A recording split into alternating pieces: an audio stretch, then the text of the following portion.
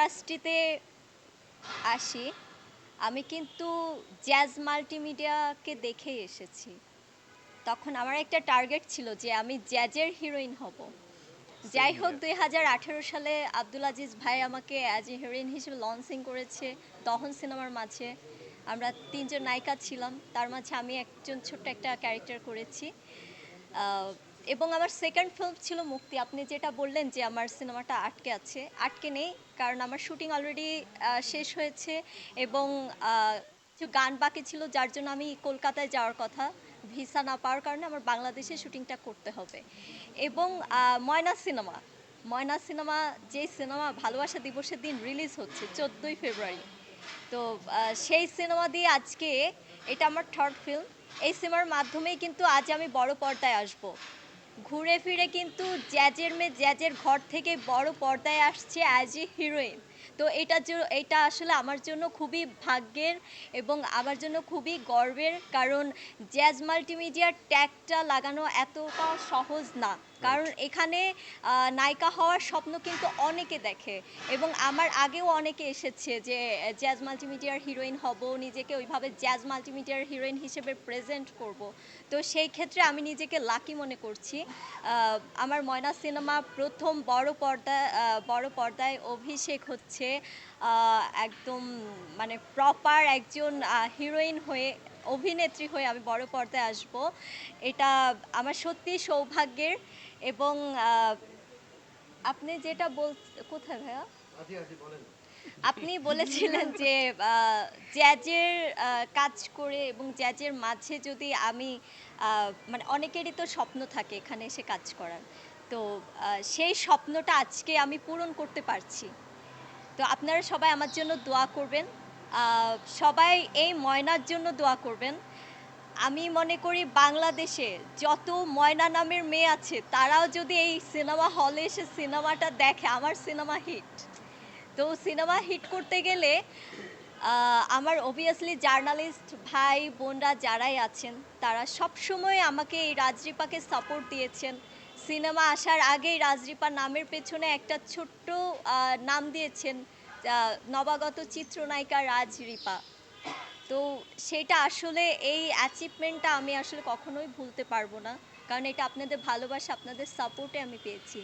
তো ইনশাল্লাহ আজকের দিন থেকে সিনেমা হলে সিনেমা যাওয়ার অবধি আমাকে আপনারা অবভিয়াসলি সাপোর্ট করবেন। জানতে চাই যে এই যে ময়না আসছে, ময়না নিয়ে আপনার প্রত্যাশা জায়গাটা সবাই তাদের প্রত্যাশা বলেছে। তো ময়নাতে আপনাকে দেখেছি কয়েকটা ক্যারেক্টার প্লে করতে, একদম গায়ের যে কিশোরী স্কুলকাল থেকে শুরু করে টপ ক্লাস আপনি সিনেমার নায়িকা হওয়া পর্যন্ত সব কিছুই, সেই জায়গা থেকে আপনার প্রত্যাশা।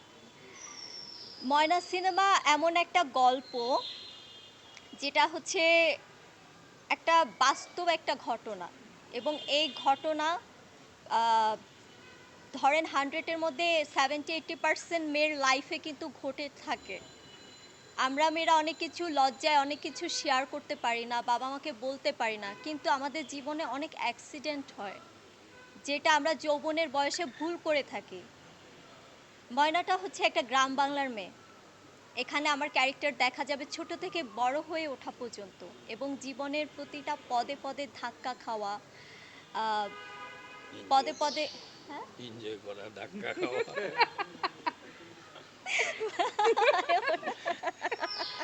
হ্যাঁ, জীবনে এনজয় করতে না পারলে তো জীবনটা আসলে সুখময় হয় না।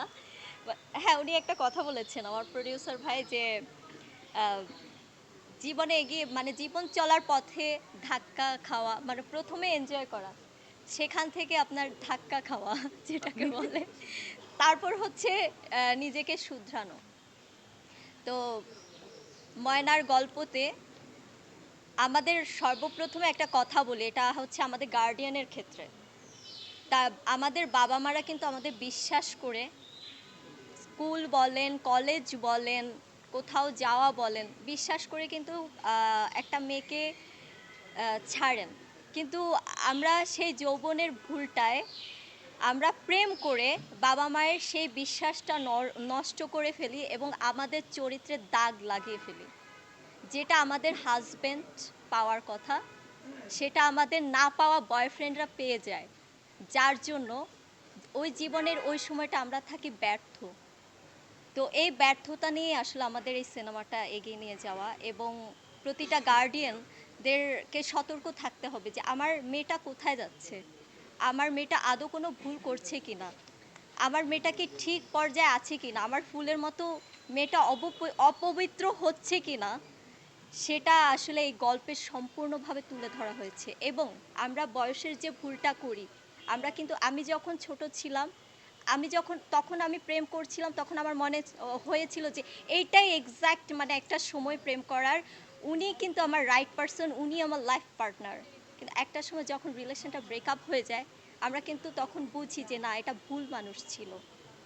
তো এর একটা ভয়াবহ পরিণতি, একটা ট্র্যাজেডি, সব কিছুই থাকে।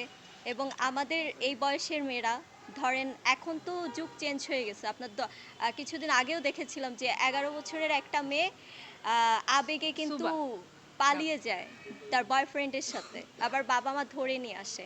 তো সেই ক্ষেত্রে আমি বলবো 10 থেকে শুরু করে 25 বছর পর্যন্ত আমাদের ইমোশনটাকে কন্ট্রোল করতে হবে। প্রতিটা মেয়েদেরকে বলছি বা ছেলেদেরকে বলছি, একটা মেয়ে যদি একটা ভুল করে, তার সাথে জড়িত থাকে একটা ছেলে, এবং ছেলেদেরও কিন্তু সেখানে আমাদের সাপোর্ট মানে ওইভাবে কন্ট্রোল করতে হবে। মানে আমার দায়িত্ব শুধু আমার একার না, আমার দায়িত্ব আমার গার্ডিয়ান বাবা মা, আমার দায়িত্ব আমার স্কুলের টিচার, আমার দায়িত্ব আমার ফ্রেন্ডের, ক্লাসমেট, এবং আমার যে ভালোবাসার মানুষ থাকবে তারও। পুরুষদের দিকেও আমি এগিয়ে নিয়ে যাব যে তাদের একটা ভালোবাসার মানুষ ছাড়া, গার্লফ্রেন্ড বউ ছাড়া অন্য কোনো মেয়ে যদি কোনো বিপদে পড়ে, তাদের অসহায়ত্বের সুযোগ না নিয়ে তাদেরকে রক্ষা করা দায়িত্ব।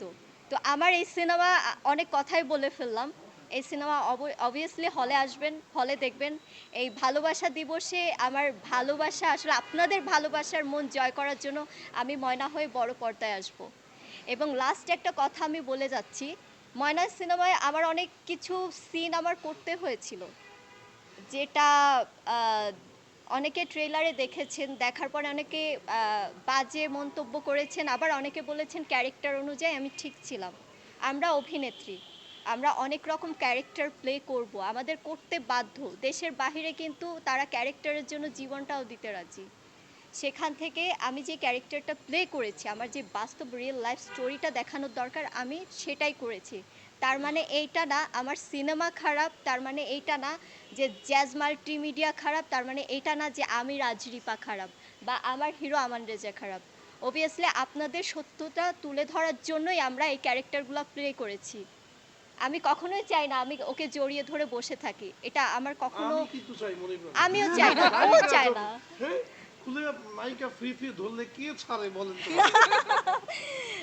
এর জন্য আমি অনেক খোকন ভাইরে বকাও বলবো, খেয়েছি। পরের ছবিতে এরকম আর একটা দুইটা সিন